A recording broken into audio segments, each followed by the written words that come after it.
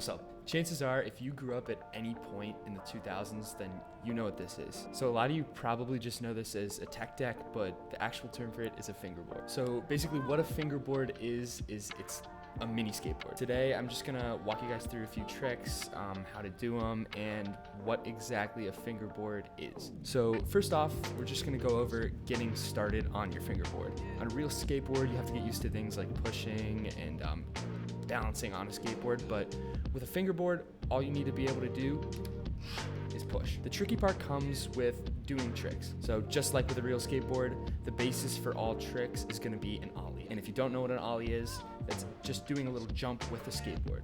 The next trick you learn after an ollie is normally a kickflip. And then a bonus trick that you can learn is a pop shove it. Today I'm gonna show you guys how to do all three of those, and maybe at the end of this video, you can figure it out for yourself. Let's get right into it.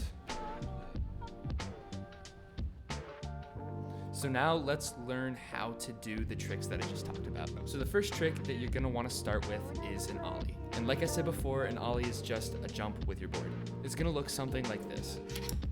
So even though it looks very simple, it's a little bit more complicated. The first thing that people are gonna do when they try an ollie is just press down on the back of the board and hope for best. And that's when a lot of people just give up on fingerboarding. They think it's just a toy and you can't really do anything with it. But actually, when you break it down, you can start to see how you can actually do tricks that you can do on a real skateboard on a fingerboard. So what you're doing with your hands is, instead of just flicking the back of the board and trying to get it to pop up, you're scooping it back and you're getting the air time. So something to do to practice that motion is you flip the board upside down and then just flip it onto the wheels. Because all you're doing is you're popping the board up, dragging it back so that you can get under it, and then doing it. So you want to break it down into those two parts. The first part being popping the board. And this is the part that most people struggle with the most. I find the easiest way to do it is to pop the board while dragging it back at the same time so you can lift it off the ground better. Once you get good, you can kind of make it look seamless, like you're not even dragging it back.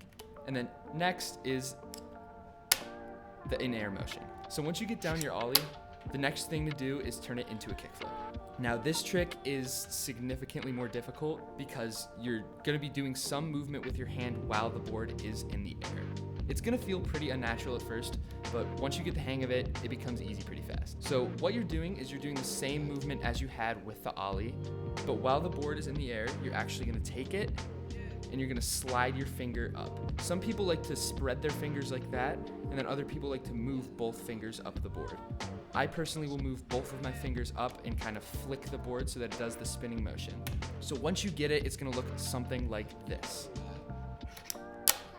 Once you learn those two tricks, everything else becomes a lot easier because those are the foundations of fingerboarding. The next trick I'm gonna show you guys is kind of a bonus, and it's a very easy trick to learn, and it's something that you could do right now without any preparation. All you have to do is just drag your ring finger back and flick the board like that. This is called a pop shove it. So once you learn how to do a pop shove it just on the ground like that, you can actually start to bring it into the air a little bit, combining it with the ollie, and you can scoop it with your back finger and kind of make it look something like that. So now that you guys know how to do these tricks, I'm gonna slow it down and show you guys a little montage of what you can do with these tricks in context.